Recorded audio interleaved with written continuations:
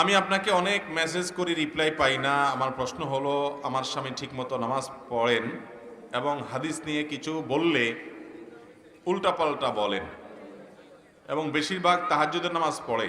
আল্লাহর কাছে বলি, তাহাজ্জুদের নামাজ পড়ে আল্লাহর কাছে বলি, আল্লাহ তাকে হেদায়েত করে কিছু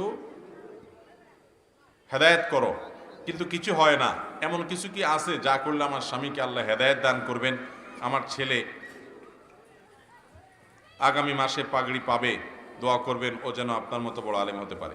আলহামদুলিল্লাহ, এটাও আমাদের কোনো বোন হয়তো প্রশ্ন পাঠিয়েছেন। এই প্রশ্নগুলো দেখলে মনে হয় আমাদের দেশে পুরুষদের মধ্যে অমানুষের সংখ্যা অনেক বাড়তেছে মনে হয়। অতএব মহিলারা দিনের ক্ষেত্রে অগ্রসর হয়ে যাচ্ছে। সারা বাংলাদেশে মাহফিলগুলোতে বেশিরভাগ জায়গায় দেখি পুরুষের চাইতে মহিলাদের উপস্থিতি বেশি, পুরুষের চাইতে মহিলারা অগ্রসর বেশি। আমি অনেক মা বোনদেরকে বলি, সর্বপ্রথম ইসলাম গ্রহণ করেছেন একজন পুরুষ না একজন মহিলা? খাদিজা রাদিয়াল্লাহু তাআলা আনহা, তিনি সর্বপ্রথম ঈমান আনছেন নবী সাল্লাল্লাহু আলাইহি ওয়াসাল্লামের প্রতি। একজন নারী প্রথম মুসলমান।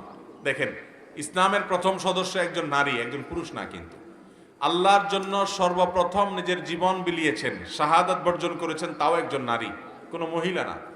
সাধারণত শহীদ মহিলারা খুব কমই হয়েছে, কিন্তু প্রথম শহীদ তারাই হয়েছে, মহিলারাই। সুমাইয়া রাদিয়াল্লাহু তাআলা আনহা প্রথম আল্লাহর রাহে জীবন দিয়েছেন, শাহাদাত বরণ করেছেন। অতএব আমাদের মা বোনদের, তাদের দিয়ে দিনের অনেক খেদমত হতে পারে। অনেক মহিলারা আছে, তাদের ঘরে এরকম অমানুষ স্বামী আছে যে তাদেরকে কোনোভাবে বোঝানো যায় না। আমার এই বোনকে এবং অন্য বোনদেরকে বলতে চাই, যাদের এরকম অমানুষ স্বামী আছে, আপনি আপনার চেষ্টা চালাবেন, দোয়া করবেন, ভালোবাসা দিয়ে, মহব্বত দিয়ে, আদর স্নেহ দিয়ে তাকে আপনার লাইনে আনার চেষ্টা করবেন। কোনোভাবে যদি দেখেন যে না, অমানুষ, কপালে হেদায়েত নাই, তো মনে রাখবেন, ইন্নাকা লা তাহদি মান আহবাবতা। আল্লাহ তাআলা তার রাসূলকে বলছেন, আপনি যাকে চাইবেন আপনার পছন্দ মতো সবাইকে হেদায়েত দিয়ে দিবেন, এই ক্ষমতা আপনার নাই। ওয়ালাকিন্নাল্লাহা ইয়াহদি মান ইয়াশা, আল্লাহ যাকে ইচ্ছা তাকে হেদায়েত দিবেন। এটা সম্পূর্ণ আল্লাহর হাতে। আল্লাহ নবী সাল্লাল্লাহু আলাইহি ওয়াসাল্লাম নিজের আপন চাচা আবু তালেব এত আদর যত্ন দিয়ে বড় করেছেন, আগলে রেখেছেন সকল বিপদ আপদ থেকে। সেই মানুষটাকে হেদায়েত তিনি এনে দিতে পারেন নাই, আপনি কোত্থেকে আপনার স্বামীর হেদায়েতের নিশ্চিত করবেন? আমরা দোয়া করব, চোখের পানি ফেলবো। আবু হুরায়রা রাদিয়াল্লাহু তাআলা আনহু চোখের পানি ফেলে কেঁদে কেঁদে তার মায়ের হেদায়েতে পাশ করায় নিছেন, আল্লাহ নবীর কাছে দোয়া চাইছেন, দোয়া করছেন, তার মার হেদায়েত হয়ে গেছে। সবার হেদায়েত যে হবে এমন কোনো কথা নাই। আমরা চেষ্টা করব এবং দোয়া করব। এবং যেহেতু আপনার ছেলে মাশাআল্লাহ হাফেজ হচ্ছে, আশা করা যায় এক সময় ছেলের মাধ্যমে তার বাবা হেদায়েত লাভ করবে। আপনি সে দোয়া করবেন এবং চেষ্টা চালাবেন। আমার প্রশ্ন হচ্ছে, মাজারে সিজদা করা, নিয়ত মানত করা কিংবা ঢোল বাজনা বাজানোর ব্যাপারে শরীয়তের বিধান কি? ভাইরা আমার, মাজারে সিজদা করা শিরক। মাজারে সিজদা করা, যদি কোনো কবরওয়ালাকে কেউ সিজদা দেয় তাহলে তার ঈমান হারা হবে। যেই সিজদা আল্লাহর জন্য নিবেদন করতে হয়, এটা ইবাদতের মূল, সেই বিষয়টা যদি আল্লাহ ছাড়া আল্লাহর কোনো সৃষ্টির সামনে নিবেদন করা হয় তাহলে সেটা শিরক। এবং শিরকের অপরাধ হলো অমার্জনীয় অপরাধ। যদি তওবা করে কেউ ফিরে আসে ভিন্ন কথা, তাহলে মাফ হতে পারে। এই অবস্থা যদি মারা গেলে সে কাফের বেঈমান হয়ে মারা যাবে, যদিও মানুষ তাকে মুসলমান মনে করুক। একইভাবে অনেকে নিয়ত করে, মানত করে মাজারে। মানত এটা আল্লাহর নামে হবে, আল্লাহ ছাড়া কারোর নামে মানত হতে পারে। অনেকে বিভিন্ন মাজারে গরু ছাগল দেয় এবং ওই গরু ছাগল জবাই হয় পীর সাহেবের নামে। আল্লাহ তাআলা কোরআনে বলেছেন, ওয়ালা তাকুলু মিম্মা লাম ইউযকার ইসমুল্লাহি আলাইহি, যেই পশু জবাই করার সময় আল্লাহর নাম নেওয়া হয় নাই, অন্যের নাম নেওয়া হয়েছে, তোমরা সেই পশু থেকে গোশত খাবে না, ওটা হারাম।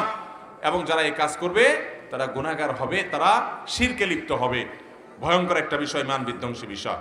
ঠিক একইভাবে ঢোল, বাদ্যযন্ত্র, এগুলোকে ইসলামে হারাম করা হয়েছে। নবী করিম সাল্লাল্লাহু আলাইহি ওয়াসাল্লাম বলেছেন, বুইসতু লিউকসিরাল মাজামির, ঢোল, তবলা, বাদ্যযন্ত্র এগুলো ভাঙার জন্য, অর্থাৎ এগুলো সমাজ থেকে, ইমানদার থেকে এগুলা বিতাড়ন করবার জন্য আমাকে আল্লাহ পাঠিয়েছে। অতএব সেখানে তথাকথিত আপনার পীরের মাজার, সেখানেই যদি ঢোল তবলা হয় তাহলে ওইটা তো হারাম শুধু নয়, ওটা ইসলামের নামে হারাম, আরো জঘন্য হারাম। বিধায় মুসলমানদেরকে আল্লাহ তাআলা এগুলো বুঝার তৌফিক দান করুন। আমরা যেন সত্য আর অসত্যের মধ্যে পার্থক্য করতে পারি, হক এবং বাতিলের মধ্যে পার্থক্য করতে পারি, হেদায়েত এবং গোমরাহির মধ্যে যেন পার্থক্য করতে পারি। আল্লাহ আমাদেরকে সেই তৌফিক দান করুন। কেউ যদি পীর ধরা ফরজ মনে করে এবং পীর বা গুরুই আল্লাহ, গুরুই খোদা মনে করে এবং বিশ্বাস করে এবং সমাজে জাহির করে, তাকে কি কাফের বলা যাবে? যদি সে কাফের হয় তাহলে তার জানাজা দেওয়া জায়েজ আছে কিনা? আল্লাহ মাফ করুন, আমাদের দেশে ওই যে ফকির যারা নিজেদেরকে বলেন এবং বাউল হিসাবে নিজেদেরকে যারা পরিচয় করেন, এই মানুষগুলোর ভিতরে অনেকেই, তাদের অনেকগুলো গান আছে যে গানগুলোর খোলাসা হলো তারা গুরুকে শুধুমাত্র আল্লাহ রাব্বুল আলামিনের সাথে তুলনাই করে না, বরং কোনো কোনো ক্ষেত্রে আল্লাহর উপরে উঠাই দেয়, নাউজুবিল্লাহ। তো এগুলো যদি কেউ করে সজ্ঞানে জেনে বুঝে, তাহলে তিনি যে কাফের হবেন এ ব্যাপারে কোনো সন্দেহ নাই। কারণ কোথাকার কোন গুরু? আরে গুরু তো দিন শেষে একটা মানুষ, সে তো আল্লাহর গোলাম। গোলাম কিভাবে মালিকের সমান হয়? অতএব তাকে আল্লাহর সমকক্ষ মনে করা এটা কুফুরি, এর কারণে ঈমান চলে যাবে। যদি কেউ এরকম বেঈমান হয় তাহলে তার জানাজা পড়া যাবে। জীবদ্দশায় সে এরকম বিশ্বাস লালন করে দুনিয়া থেকে গেছে আপনি জানেন, তাহলে তার জানাজা পড়া যাবে